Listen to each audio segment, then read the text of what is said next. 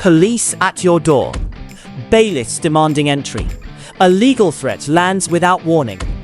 In that moment, who's actually on your side? This is Willoughby Genius Mark II, a legal protection platform that acts like your own personal legal team. Built on over 750,000 verified legal entries, spanning 50-plus countries, it delivers immediate, actionable guidance when it matters most. No appointments, no gatekeepers, no £300 an hour delays. Just clear, lawful direction in real time. It doesn't replace the law. It gives you direct access to it. Powered by advanced AI, Willoughby Genius Mark II verifies, prompts, and protects. Calmly, precisely, and without bias. It never forgets a statute. It never panics. And it's always available. Legal technology is moving fast. Those who understand it early will have choices. Those who don't will be managed by it.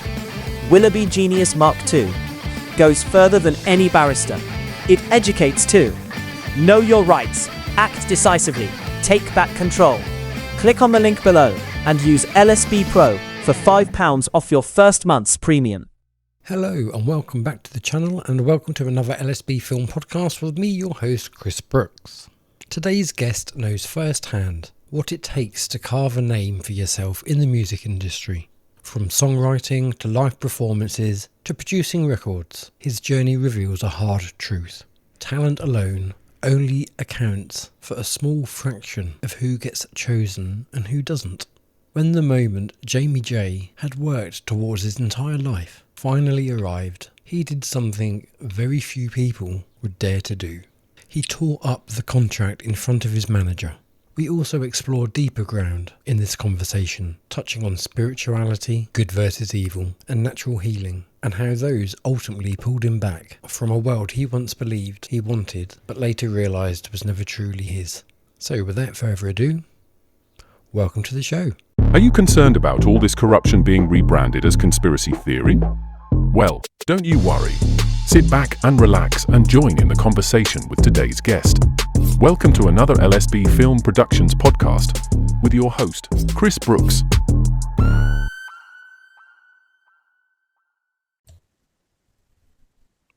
So it's great to have you here, Jamie. I'm very excited to hear what we're going to be talking about. If you would just like to give our audience a little bit of a background, that would be fantastic, of who you are. Well, first of all, thank you, Kris, and thank you to your audience. And I've had quite a colourful background, apart from normal line jobs to keep things going. I've been involved with, to get where I wanted to, basically, was music. And I had various contracts offered to me, which we'll go into later. But to get there, I went into modelling, basically to meet people. As into network? Modelling as in all over, whether it was photo shoot, catwalks all over, different countries, etc. And then I went into acting, the acting side. Done a few,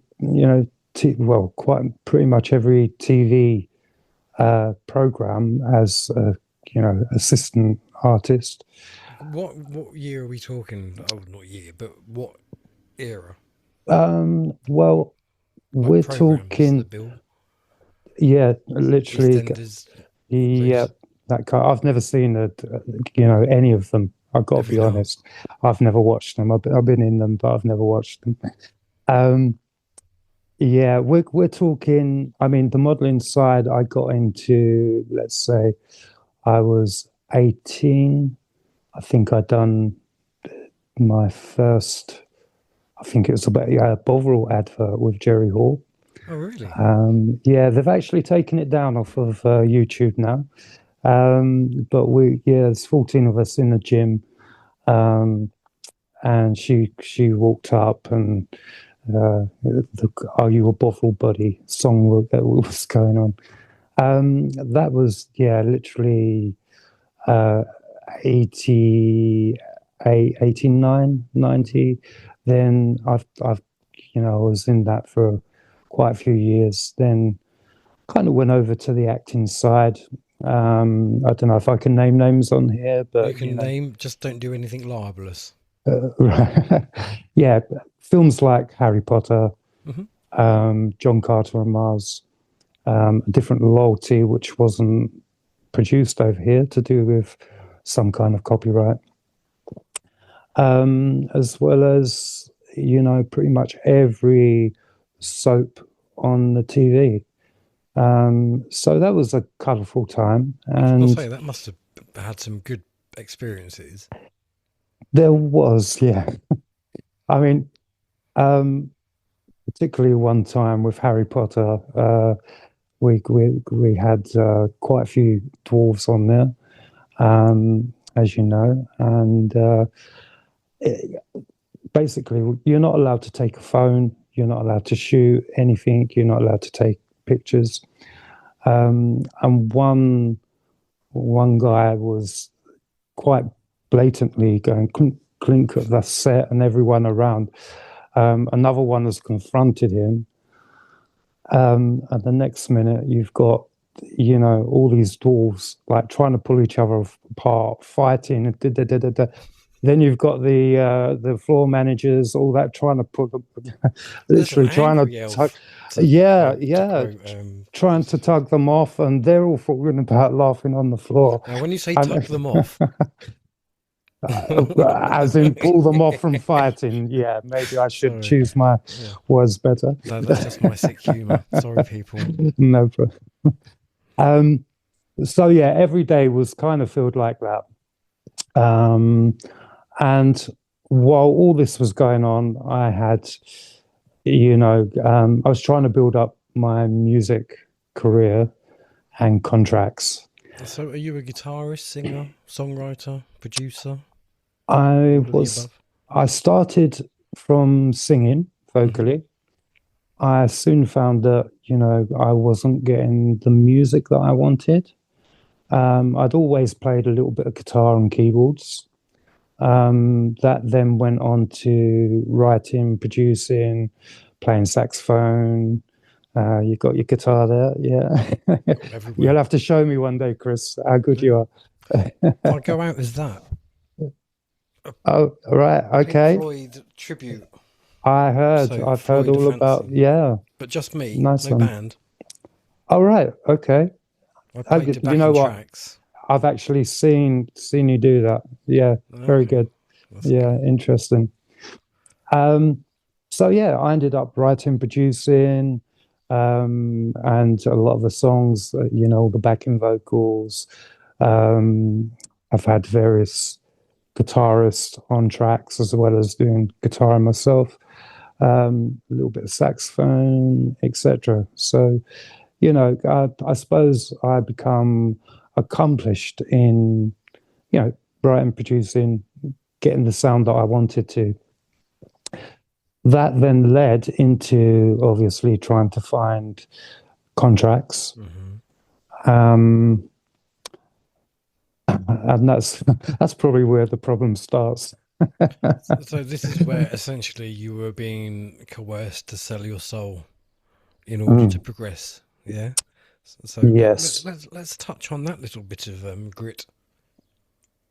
Well, it starts off quite, you're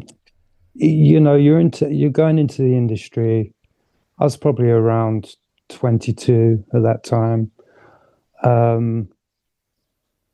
I was always training martial arts, cycling, swimming, running, etc. So I had quite a good build on that at that time. Mediterranean skin, and you're what's known to most of the other male populace as a bastard.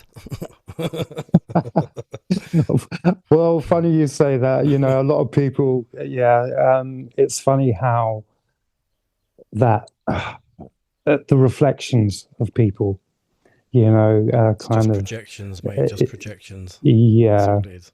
And unfortunately, it comes down to people's insecurities. And yeah, as you say, the projection upon you. When people used to get to know me, they'd say, we're sorry we had that projection of you, you know. So yeah, we started off, and I won't name names as such. But you start realizing how sordid the industry is. And that can be anywhere from, let's just say, I was singing with another guy at the time, and we was invited up to his house. The next minute, he's opened the door, and he's literally jumped on me saying, Jamie, Jamie. And he's like, I've just seen these big lips coming, and I'm like, poof, held him up against the wall. And he's sliding down. He's going, "Oh, you're so camp. That's so." And I was like, "That's not camp. Just try it again, and you'll find out how camp that is." You know. And this was somebody who is already in the. Oh yes, they're managers of some very well-known bands. Okay. And basically, you find out that, you know, you're not necessarily wanted for your merit in music and your ability. It's very much whether you're wanted for other things. Many stories with that person, you know, being invited out to dinner to talk about contracts, etc., and then finding out it was a hoax, and it was a reason to get you there. And that ended up in, you know, me going to, I think it was a barbecue, quite a big house somewhere out in the country. And I was meeting this manager there, and he had the contract written up, and he gave it to me. He said, "Right, this is your this is your contract." But he snapped it out of my hands. He said, "But first," he said, "you've got to know something in this world." He said, his words were, "This world is one of tiddlywinks." He said, "We do the tiddles and you do the winks." And I said, right, okay. I think what you're saying to me is, unless I bend to your rules, you know, then yeah, and become someone that I am totally not, being, you know, I'm fine with everyone being whatever they want to be in life. You know, then it became obvious that they weren't going to sign me up because I wasn't going to bend to their rules as such. And that become more so over the conversation. So I just grabbed the contract out there and I said, "This is what I think of you," you know, what you're saying. So that was that. On the other side, you see, you know, how the industry works, i.e. being a artist, you'll get 7% of the, you know, of the profits. Then you have, you know, who wrote the music, who produced it, etc. So because I'd written, produced, and I'm going to be performing at that time, not that good now, then, you know, they just don't want to know. At that time, it was, I suppose, mid-90s, and there was all these boy bands going on, and girl bands and everything else. And you find out that basically what they're doing is that they're getting songwriters, paying them $4 or $5 or whatever for a song. They then own the rights for it. And then they get the artist that's only going to be paid the 7%, so that the hundreds of thousands or millions that they create from it, they're getting basically 93% of the profits. And we had a couple of incidences where we've gone down to major labels, and it's become evident. So that was another no-no. You're told that, well, we're a business. If you write, you produce, you're the artist. What's in it for us? Then you've got the darker side. And you start realizing, you look at certain artists now, I suppose good examples of where Madonna has gone to, Sam Smith.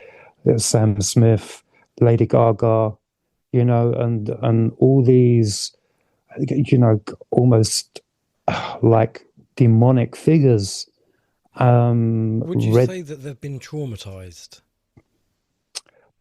Or do you think that because obviously when they started, Sam Smith was a really handsome bloke who had so much potential. He had a really nice voice, and he was, now look at him. Something must have happened, and to me, that can't just be.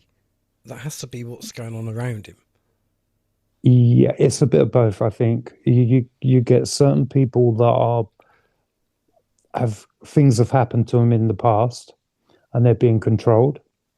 You get other people supposedly that have been made in labs, and you get other people that are then they sell their soul to these cults because they want, their vision is only to be famous in this life. They're not looking at the life of their soul or their spirit.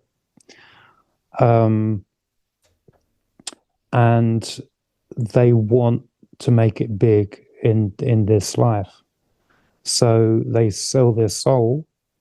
And, we can go back to many groups in rock as well, that they've quite openly said that they've sold their soul to the devil. Well, there was Bob Dylan, wasn't there?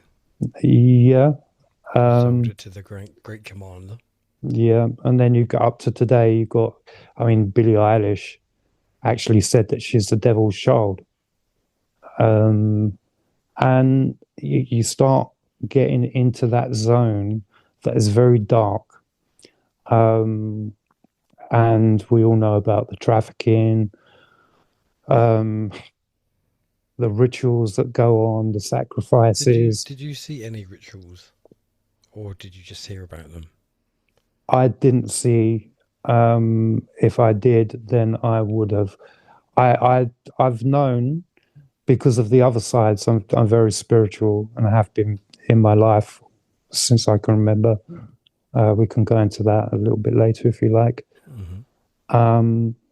But I think I was very well guarded, and I've got quite an acute understanding and sense, and this is probably why I got out of certain situations. So good instincts, good spiritual instincts. Yeah. But knowing all the time that this goes on, and they're making it quite obvious now.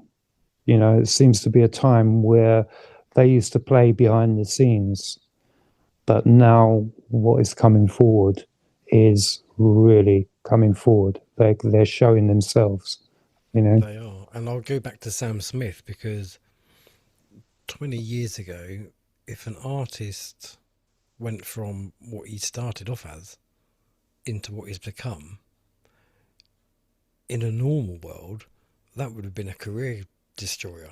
That would have been, he's gone fucking loopy, he's gone nuts. They would have switched off. But now, a sign of the times. That's why I love Pink Floyd so much. But if you speak to Mark Devlin, he'll say that they've all been corrupted. See, I don't necessarily believe that anyone is corrupted, or I'd like to think that anyway. I find it hard to believe that literally everyone that you see playing a guitar, any favourite band of yours, has been corrupted in some way. I don't know. I'll make you right on that. Yeah, I think there was a time where, people have got through legitimately they've had a good, it's happened well for them. They've been they've been there at the right time, found the right routes, but what is becoming evident is how dark, satanic, ritualistic it's become, and they're not making any. They're showing it out there. Not hiding it at all. So, what do you see for the music industry then? Do you see it just continuing as it is, or do you think that people are going to start? I think that there's going to be a lot that happens that wakes the world up. They're going to see a lot of their favorite actors, people out on the front line, singers. They're going to see the reality of what is actually going on. I personally now, there's certain films that I cannot watch just because of the actors or artists or music I won't listen to, because I know. I was going to say that, but I thought I better not. Well, it's out there, really, isn't it? Yeah, absolutely. I mean, yeah, there's so many now, and they're all becoming. It's actually becoming known, but people still, it's like it doesn't sink in. Yeah, they're just trying to hold on to the legacy of what Hollywood used to mean. Yeah. For now, it's just a cesspit full of vipers and decrepit people. Yeah, and that is the thing. You go through every day, every week, every month, you realize how much more decrepit. Because I run a little channel, and I'm quite often putting daily news on there. On Telegram, yeah. Okay. It's called the Awakening Future World. Okay. If you send me a link, I will leave a link in the video description. Okay, so then people can click on if they want to. Lovely, thank you. It's only a very small. It was around the time of, let's say, 2020, where you had the certain kill shot, as I called it. Injectables. Yeah, and that in itself, kind of links to 5G, etc. But yeah, we can talk about that in a minute if you like. But I would probably rather veer away from that if I want to remain monetized. Okay, right. Yeah. It's just become obvious now, and what's become also obvious is the amount of trafficking around the world. We're all waiting for the files to come out from Ghislaine Maxwell and Anthony Weiner's laptop, and all these things that are to be disclosed with Epstein, etc. That will go. I do sometimes wonder though how much of that is theatre, how much of that is distraction. I don't know. I generally don't know. I know stuff went on, but yeah. But if you kind of go back to Comet Pizza, do you remember that? Vaguely remember that with the pizza, the hot dog, depending on which sex. And Project Fizzle Drip. I don't think I've heard of that one. Yeah, well, you will do when the laptop comes out with 30,000. Yeah. I'll have to look into it. Excuse me. It's all right. It's about. I probably can't even go into that one. Let's just say it's about demonic practices, what was done. I think in the computer there is something like 30,000 texts, so many thousand videos of certain people in high society In doing compromising. situations, and we're talking top people, top estates. And is this done because they just like it and get off on it, or is this done because it's an initiation where they're now controlled?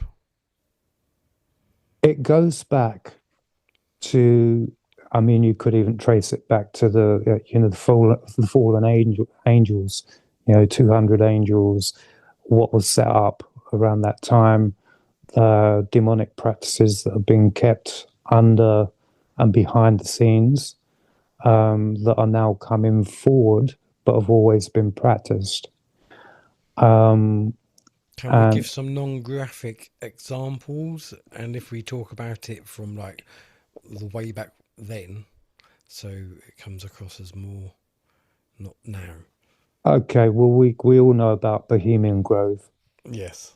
We know about the ritualistic practices there. We're talking about young children. I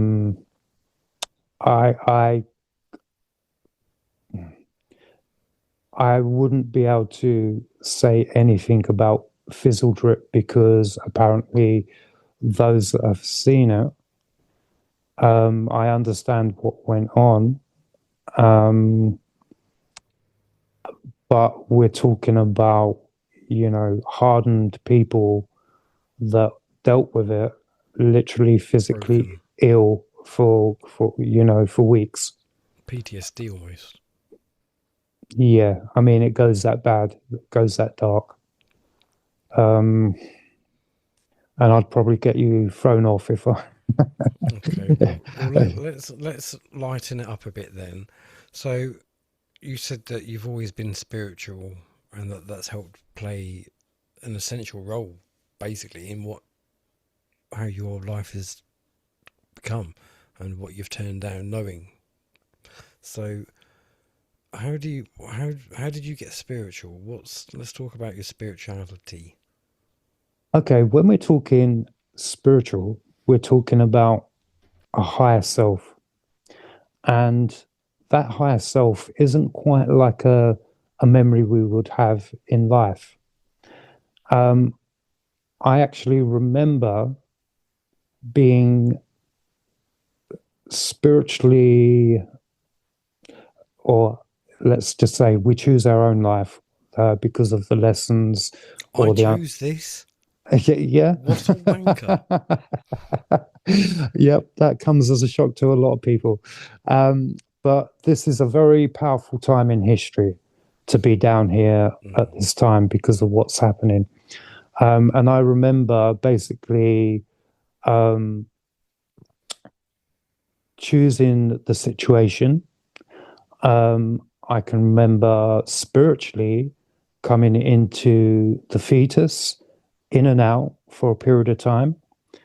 And then I remember the time that I was told that this would be the last time that incarnation. I would be chained to that fetus then, rather than being able to go back and forth. Yeah. Oh, I see. Okay. Then I was born into this world, and straight away I had, I was able to see both sides, both physically and spiritually. So how did that manifest?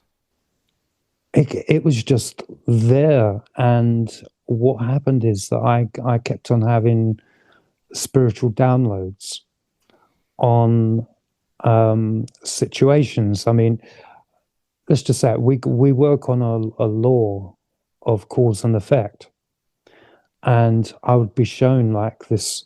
It's like a little puppet show as such, and I knew that this one puppet was myself, and I was put in the same situation, showing how to deal with, if I dealt with it kind of with anger, what would happen to be the outcome. If I, then the same situation being, how can you say, being too soft and letting the situation manipulate me, or being in the middle, having that strength, but maybe the words and the consciousness to deal with it correctly. These downloads happened, and I mean, I got to be honest. What age are we talking with these downloads? Well, I remember pulling myself up in my cot, diaper on, etc. And I just saw this pure, loving light just emanate, and I've pulled myself up in the cot, and I'm contacting. I'm talking to these beautiful angels, I suppose, beings that I knew from when I was connecting with before. So they had. So there was a familiarity. Yeah, with them. And one of them being my guide, that has been with me through life. And they, this was probably the first download that I had, and they saw, they helped me see the reality that basically, now I'm in the body, and they was putting a lot of downloads, knowledge, almost like things that, as I stepped through life, another key, when I got to a certain level, another key would open, and then another door, and another door, and another door. And that carried on probably into my 50s, where I've kind of gone full circle with that. And, a plane where I'm seeing things in a lot of different realities now. See, that kind of surprises me then that you went down the route of music and knowing what a satanic. I'm surprised your guides weren't there going. I think you have to travel certain routes, and to be honest,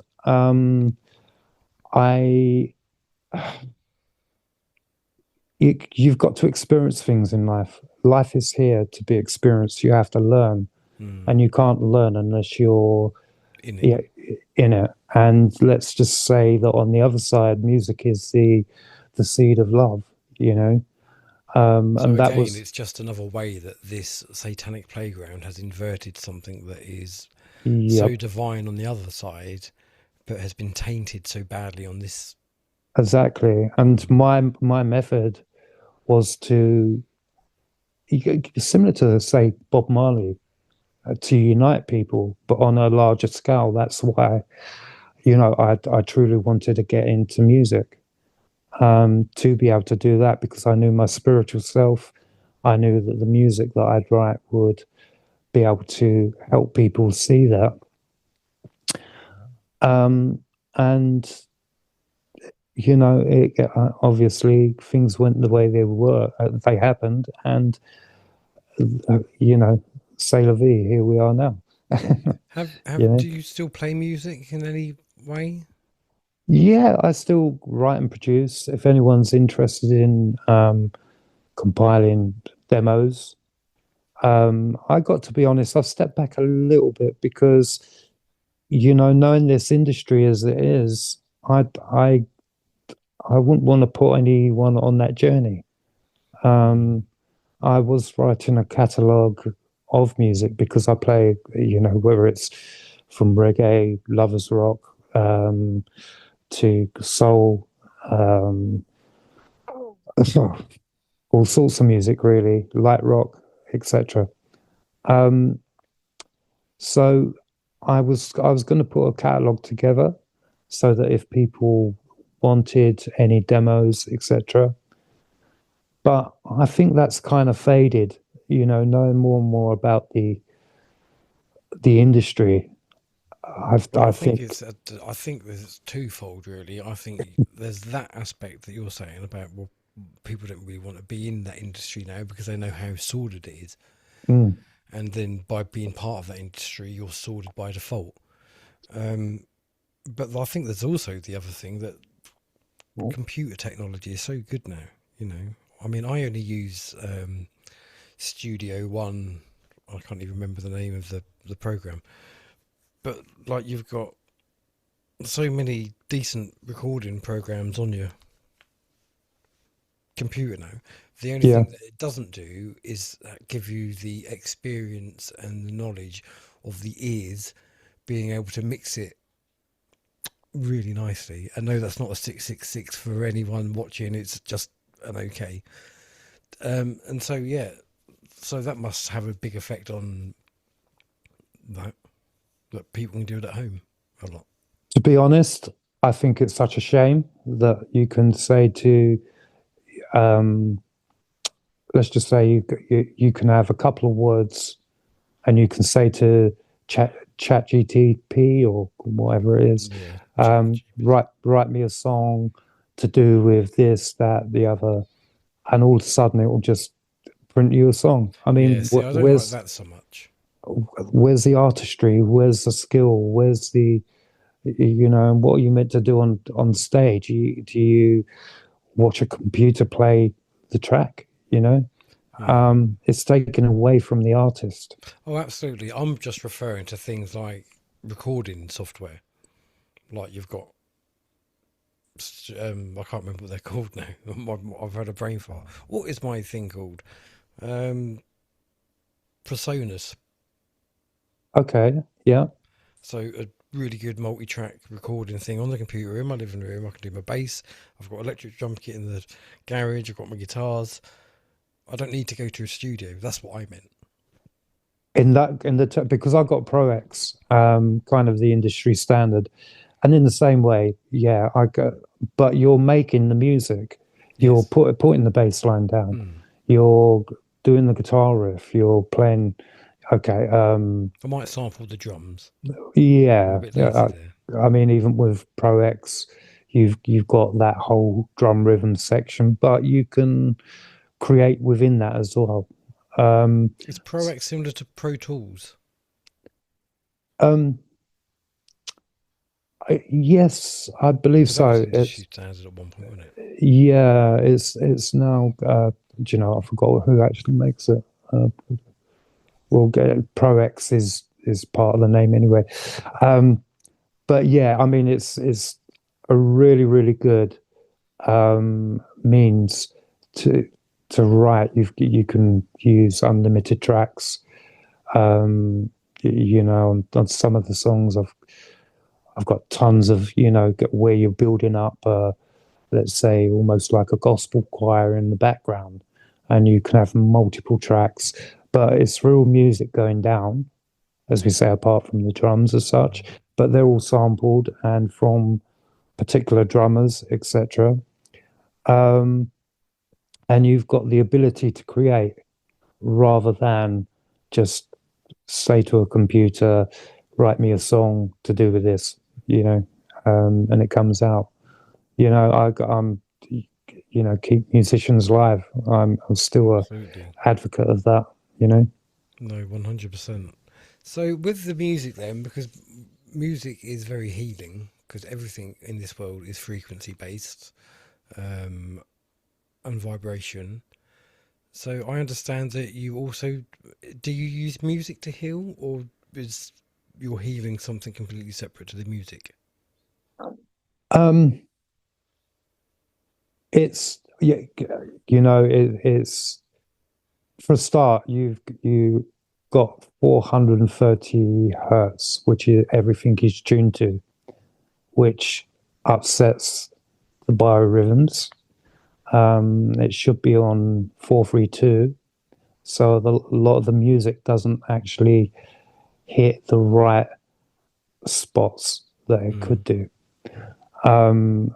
And that was created, from the dark tentacles that we've been talking about. Was that the Rockefellers? You Was it the yeah, Rockefellers? Did either they that or change the the Rothschilds, cons? Rockefellers or Oh, the it might have been the Rothschilds. Rothschilds, actually. Yeah, Yeah, what was it? The concert industry standard of tuning. yeah, and it's a shame because you know music is there as a wavelength to make people feel better. This is why you go to some of these healing centers and they've got the bowls that they ding, and you get 432 or 528 or different hertz. All the tests and type of stuff. So you can use that, but I believe from where I've come from because I used to run a spiritual center. Mainly because where I went into training with, I must say I had some very, very good teachers, but it's very few and far between. When you are close to your guides, the last thing they want to do is give you a message. It's all about teaching you, as the true Christ says. And I say the true Christ because we can go, not many people know that King James, he wrote the Bible, or, put his version of the Bible there. But that's been molested over the many eons of time. Mm-hmm. And a lot of people don't realize. Translation. Yeah. And they don't realize that the other books that he wrote were on demonic forces and Satanism. And then you can take that back to, Jesus and the Pharisees. And already at that time, he was saying that your God is of devils and demons. If you knew my Father, then you would love me. Or if you had the same Father, you would love me.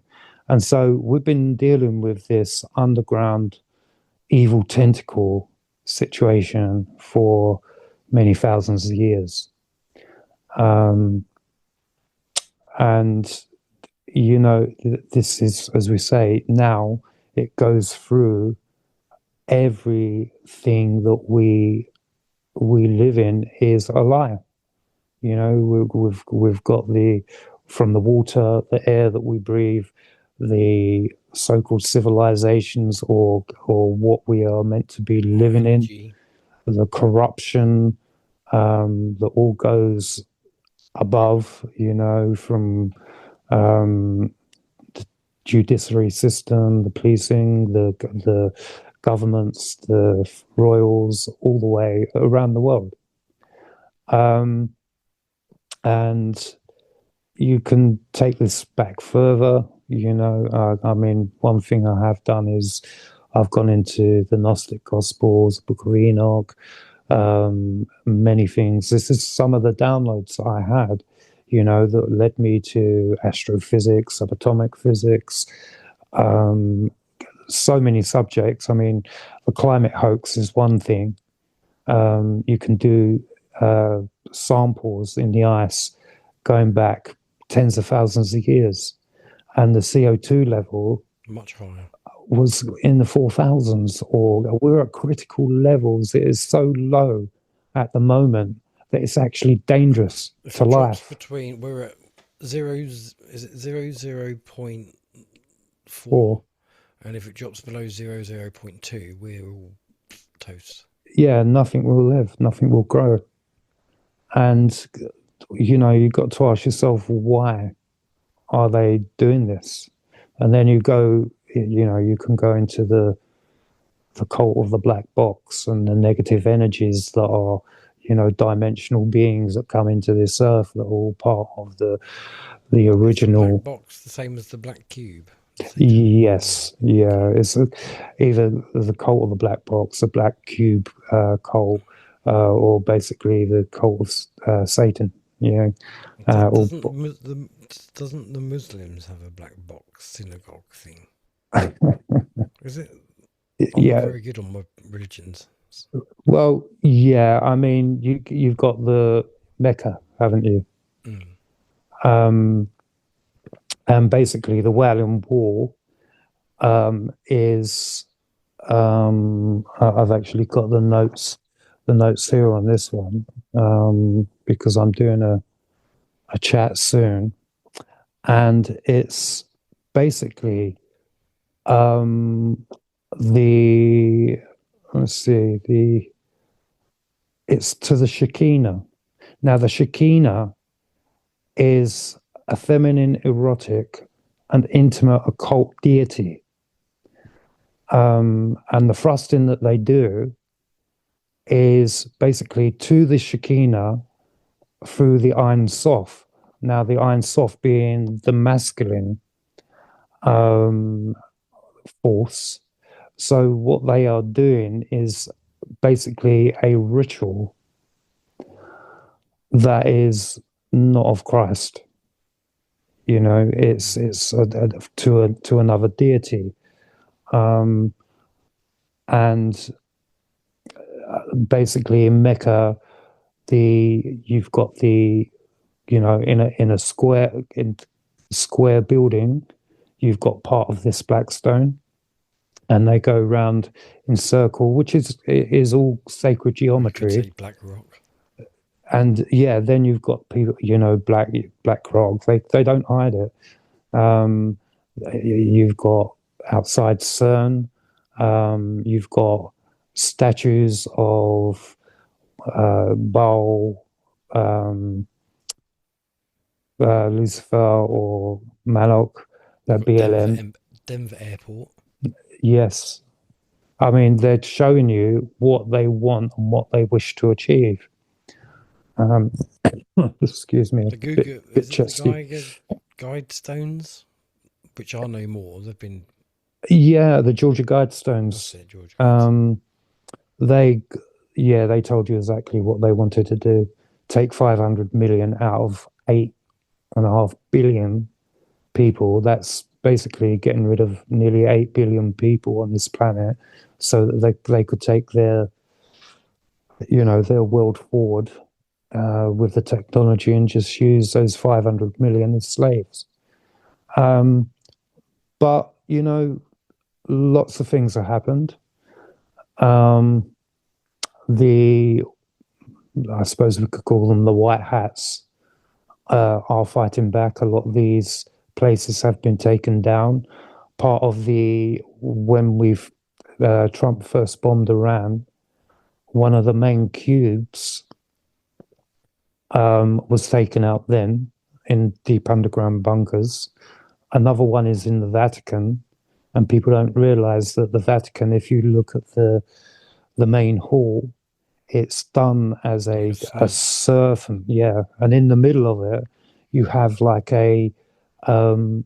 it's just decrepit statues of, you know, demonic figures with Christ. And you can basically go, you know, you've got Ursula von der Leyen, you know, saying Europe has the same values as the Talmud. You know, well, if you look at parts of the Talmud, a verse called Gittin 57a, Jesus is in hell, being boiled in a pot of feces. Then you can go to Shabbat, which is 116a. Jews must destroy the books of the Christian.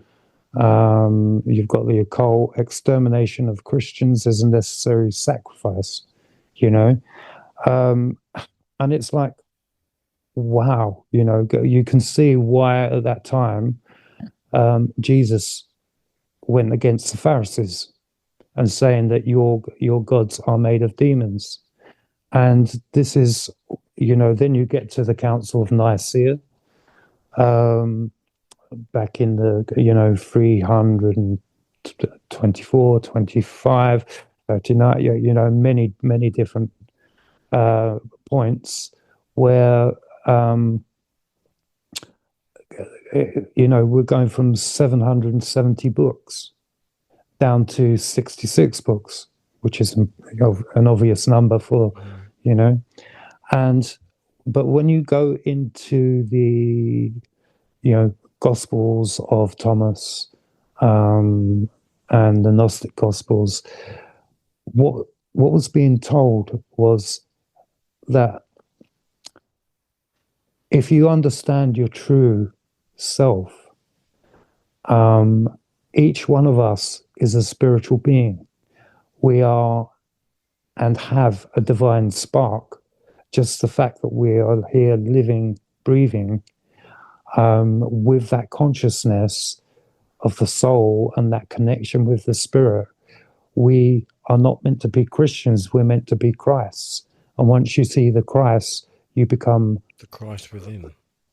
Yeah, you become a Christ yourself. And once you see the Christ, you realize that you are part of one. And I've seen this in literal meditations. I've been. So I get so confused though, because everything you say makes sense. And like, I remember talking to you before when I was talking to you about the sacred secretion, where it's the crystal soil and all that resonated with me. It's really fascinating. But I've also remember when I was trying to get into meditation, where you'd have people saying, oh, meditation's satanic, yoga's satanic because they're all war god poses, and so everything, a lot of people that aren't necessarily spiritual but would like to do like the meditation side of things, and you've got the chakras, but it's all satanic. There's so much confusion. The thing is, you do have to be careful of the new age spiritual influx. But isn't that very similar or samey to yoga? Yoga I wouldn't do, because that I do believe, they are, the different movements that you do is, as you said, they're representative of different deities as such. We're talking about the natural side of life. You look at the animals, okay? They have a natural instinct. You'll see different things happening, and all of a sudden, before it happens, you get movements of, mass migrations of animals. We are built within that inside. We're talking about the raw understanding and what that divine spark is. We're not talking about, yes, you have to be very careful. You've got people, when you're at a lower psychic level and you're trying to, let's just say you go to a fortune teller, okay? They're not dealing on the spiritual levels that you should be in understanding of. Quite often they will use cards, crystal balls, or whatever, Now, if you're not connected through the right sources, because this is when I used to teach in the center, part of that was you've got to know that person, first of all, is a good person. If they are not, then you advise them that they need to go and they need to grow within themselves. Excuse my throat, it's a little bit chesty and etc. They need to grow within themselves to become more of a whole person before they even go into that kind of... To be balanced. Yeah, because it's really important. You can't be a bad person, deal with your spiritual spark, because you're not gonna, when you're doing a meditation, you've got protection around you. You've got your guides. You've got that ultimate love, that pure essence that you're connected with. If you're into negative things, what are you going to meet? And this is the thing. So I would quite often say to people, you're not ready yet. You've got to grow as a person before you start learning and understanding the spiritual side. Likewise with fortune tellers in whatever way they do their readings. If I charge £30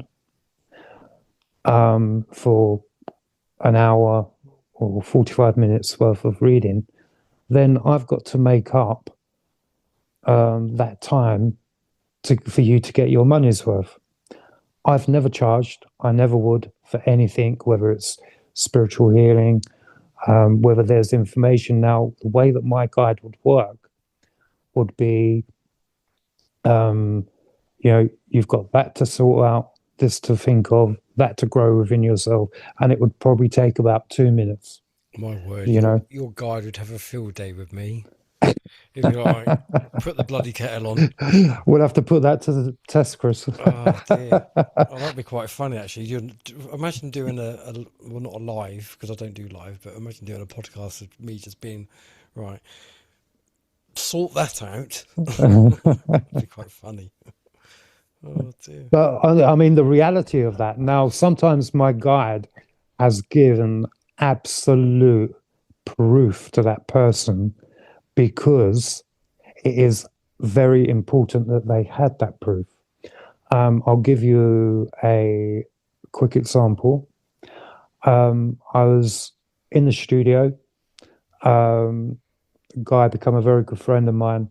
He was mixing down some tracks. And on one of the days that we were mastering them, he was absolutely, he just couldn't function. His head was killing him. So his flat was just not far away, just literally over the road. So I said, Mark, let's go over the road. I'll give you some healing. And that's all I intended to do. The next minute, doing some healing, and all of a sudden, his mum come to him, and he used to have a particular name for her. That Alive mum? No, she had passed away 23 years ago, beforehand. And when I said the name, he was absolutely shocked. He said, I haven't heard that name in 23 years.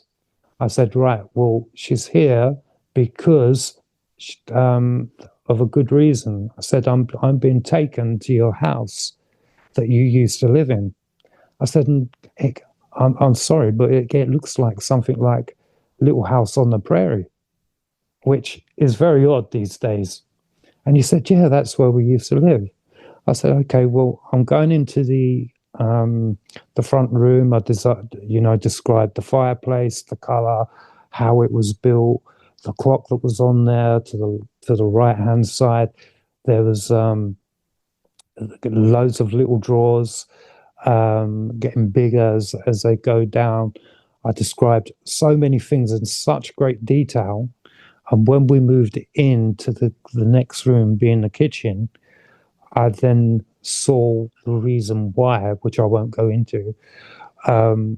He had to have that knowledge, and it was from something that was very upsetting to him, that had marked the rest of his life, and the reason why he was in the state that he was, that has been affecting him for the whole of his life. So, you've got good times where you're given that amount of detail because it's important to that person. Other times it will be direct. And other times your guides just stand back saying, no, they can't. They're not to have anything at all, because what they was told last time, they've not even thought about it since, Yeah. So this is the way it works, but there's so many tools for your spiritual being. One is listening. One is being able to, once you've listened, to be able to say the right things. Other things is having a responsibility. You may know things, but you're being held responsible not to react. People lie in your face, but you have to let certain situations go on. It's about the understanding of the divine spark. It's the the life journey, the soul contract. There's so many sides to understanding that pureness, and this is what religions have tried to hide. So yes, their obvious way. I mean, I've gone into many churches. Well, they always externalize everything, don't they? Yeah, The answer's out here. they call it demonic, but then when something happens, I've been called into the churches to do healing, or if someone does something absolutely stupid, which you should never do, which is something like the Ouija board, or the amount of people that I've had trouble with energies where they've done coke or drugs of some sort, I'm talking about higher drugs, not necessarily smoking as such, Although I think everything, even with that, if you let it control you, then I think that still then becomes as bad as cocaine, because it's the relationship you've got with it which makes it. Yeah, that's the thing, isn't it? You get about control, self-control on everything. I do know that to have a joint, it kind of, what it does, it stops your mind rushing on everything else. It kind of brings your it heightens your connection, but it stops your mind racing away in thought like it does sometimes. So you can be more attuned. Let's just say don't get me wrong. I've got nothing against cannabis. Yeah, I mean, I don't smoke or do anything, but I do know that it has got that. And even proper tobacco, not the crap you buy, which is laced with chemicals, but the natural tobacco plant, they also use in rituals and ceremonies and stuff in the forests, because pure tobacco apparently has got healing properties. So it's another thing that we've been. Yeah, I mean, God, have I heard something recently about people with ASAD or certain autism, that they're doing proper tobacco patches that actually helps the autism. Yeah, and this is the thing. Everything on Earth has a value. And dandelions. Yes, that's very good. We kill as a problem when really they have the solutions for lots of things. Exactly. And this is the same in true. I mean, you can use cannabis. A lot of people use it because of the natural healing properties it has. But just like most things, as we're going to say with the churches, they'll want your services, and they know that certain things heal, but let's just say the negative side does not want you knowing the truth of these things. And I've been called to many places, churches. It doesn't matter what religion it's been, because when you know that divine light, you know that we are all part of that one self, that one consciousness. And it doesn't matter, you have the understanding that you have probably reincarnated many times. You've been in different countries, you've been in different cultures, you've had different religions, different upbringings, different color skins. It doesn't matter, you just happen to be in this vessel now, this vehicle, to go through this section of knowledge, so to understand your true spiritual self, you can't be racial in any way. You can't be, because you've got that understanding. What you do look at is the difference of what is good and what is bad. Yeah. And I've been to places and I've seen literally, divine. Oh wow! I mean, God bless her.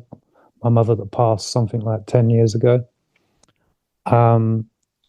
She passed from cancer, and it would have been before Christmas 2014. But I know that she had prayers. She wanted to spend the last Christmas with us, etc. I was doing, sometimes you can heal people completely. I've seen my hands go into someone and pick out stones where they was going into an operation. Within the next days, they had already had their pre-exam and they were still there that night. And then just before the operation on that day, they sent her back home saying they've disappeared. And they said, what's happened? We can't understand. So you can quite often heal people that but you don't get the choice. It's what is to happen to that person. And all I know is that my mum had prayed. She wanted to spend the last Christmas with us. I was doing healing on her as much as I could. All of a sudden, I'm there, and all I can say is this divine entity that was emanated so bright. And this is the thing, you've got to go through that feeling and understanding, and when you feel divinity, you break down in tears. You see the reality. And even my guides, I saw them, and they're like, they've got down. They couldn't even look at this brightness. So I'm thinking, okay, do I do the same? And I was told to look up, and I was, she spoke to me. Whether I felt it was someone like Mary, whether it was Mary Magdalene or Mary, Jesus' mother, it had that kind of field. Feminine, but they always say God's energy is a feminine energy.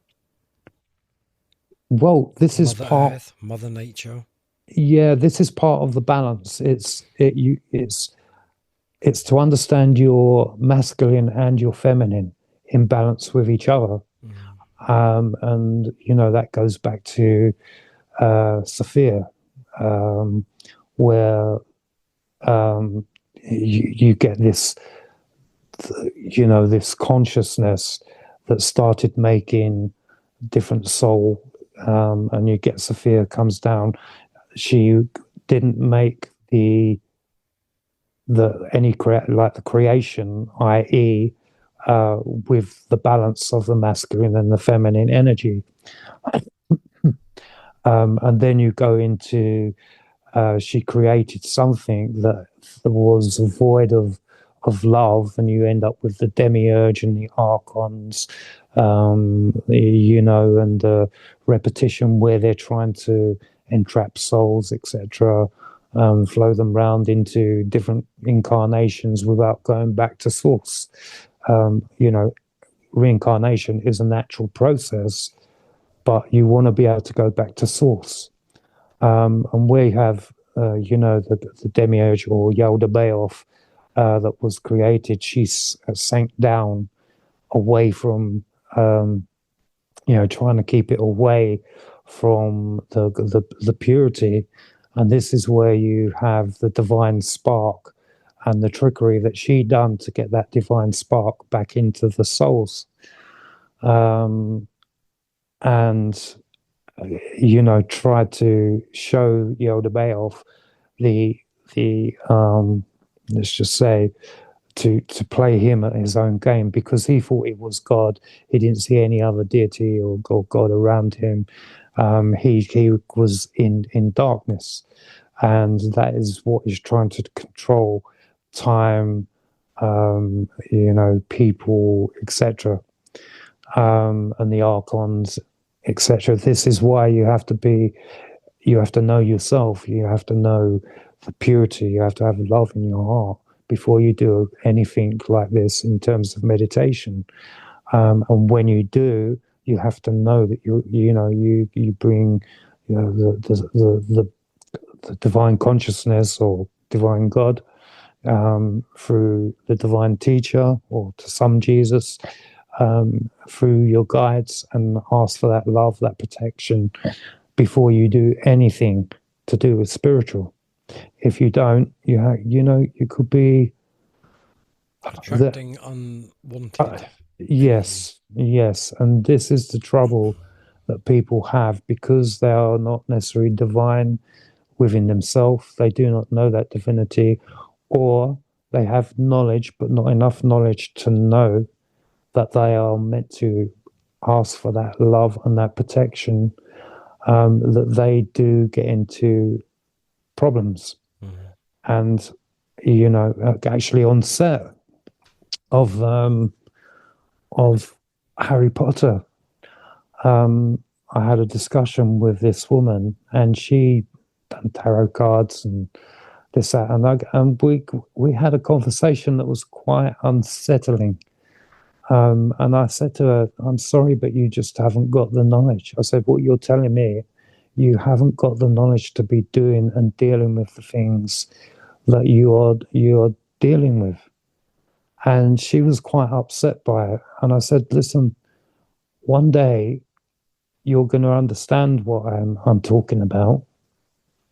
And it was quite funny, because it was that actual day that she come back to me. She said, "Jamie," she said, "I didn't think my lesson would come so quickly."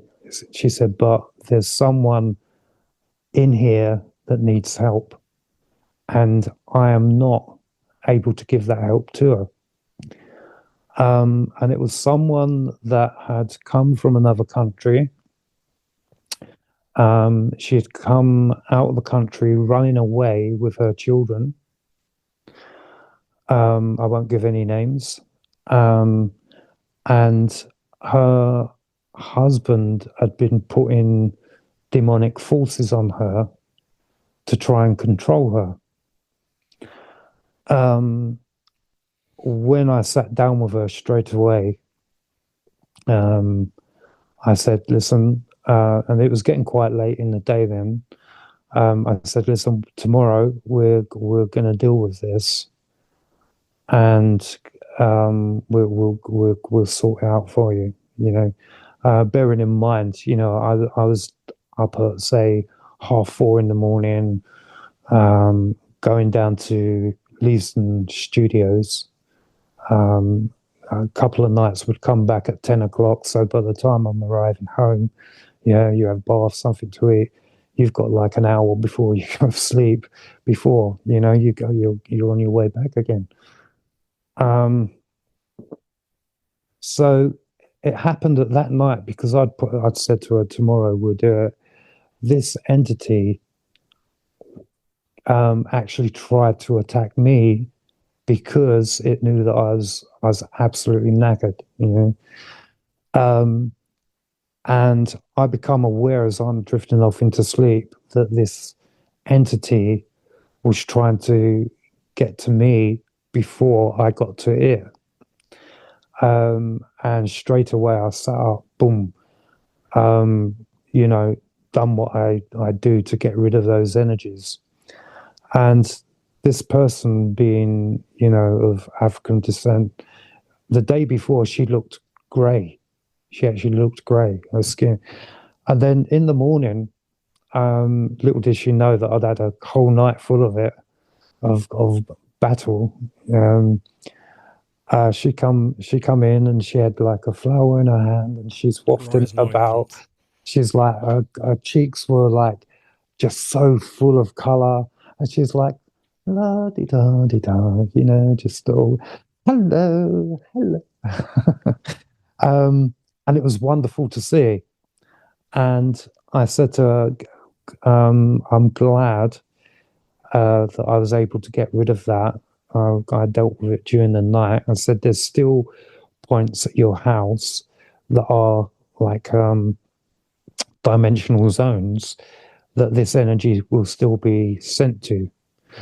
So I went up to a house, different portals. I went to a house and she said, do you want the light on? I said, no, it doesn't bother me. So it's still dark. And I said, it emanates from over there, which was the other side of her bed. And I've gone up and this thing's appeared. And when I brought the light in, this thing was literally, the actions of it, and it's almost like and then just another, that pure love and energy just cast this thing out and closed off this porthole. So yeah, you can't be messing around in this field. You have to train for many years. Another thing is Reiki. I've come across this in Reiki. Yes, in its own rights, it is another way of healing. People got many different names for different things. In the Western world, you can go and pay someone £350 for your first training, week's training, and you get you get your first whatever it is. You go the second week, you pay another £400, and then by the third week, you can get your mastery. Now, if you've had nothing to do with knowing your own spirituality and this pure love and the light and the protection that it holds, that Christ was talking about, and the inner spark and knowing the consciousness, if you don't have that on your side and you've gone into there, you've taken 3 weeks and you're now advertising yourself as a master of Reiki, and you come across something like that, what is going to happen? Sorry, I thought you were saying reggae. Reiki healing. Yeah. Okay. I was like, what the hell is reggae? Yeah. Because you mentioned Bob Marley earlier. Sure, yeah, it's on your mind. Okay, yeah, Reiki. Right, Reiki. Okay. You're right. Reiki. Yeah, Reiki. Yeah, Rakki. Correct. Yeah. Sorry. So that confused me. Maybe I've got reggae on the mind. Yeah, maybe. It's not a bad style to have on your mind. Yeah. We well, I'm gonna have to wrap it up because I've got another podcast at 12. Thank you so much for your time. I've really enjoyed listening to what you've got to say. A lot of it resonates with me. Good. Especially because I've done I've practiced the sacred secretion side of things. And I know I sound like a parrot to everyone who watches this because I always bang on about it, and I always say, I must get back into it, and it's not easy. But yeah. So you're talking, when you say sacred secretions, there's different names for it. You're talking about knowing and energizing your chakras. Yeah. Yeah. Okay. Yeah. Yep. And that is a very good thing to do. Again, when you do that, and warning to everyone that does, remember to call in that pure loving energy, the divine, knowing that you are a divine spark. We are all one energy. We are just different facets of a diamond, on different journeys of reality, of learning. And you have to call that in, ask it whether you know them or not, ask for your pure loving guides, that divine teacher, Christ, God, as well. Have that protection around you. before you go into any meditation. And then, energizing the chakras is very important because it helps you keep balanced and able to deal with life. So, and you're more than welcome, Kris, anytime. If you get any information on such things, you're more than welcome to contact me on that. And as well through I'll hold my. you to that. I'll hold you to that. I Cool. would actually, all joking aside, I would actually be quite interested in the reading at some point. I don't know how well that works over Zoom, but it'd be quite interesting. Thank you very much again. Really enjoyed talking with you, Jamie. I hope everyone watching this has enjoyed it and learned from it. And let us all know what you think in the comments. But until next time, look after yourselves, and I will see you in the next video. Bye for now.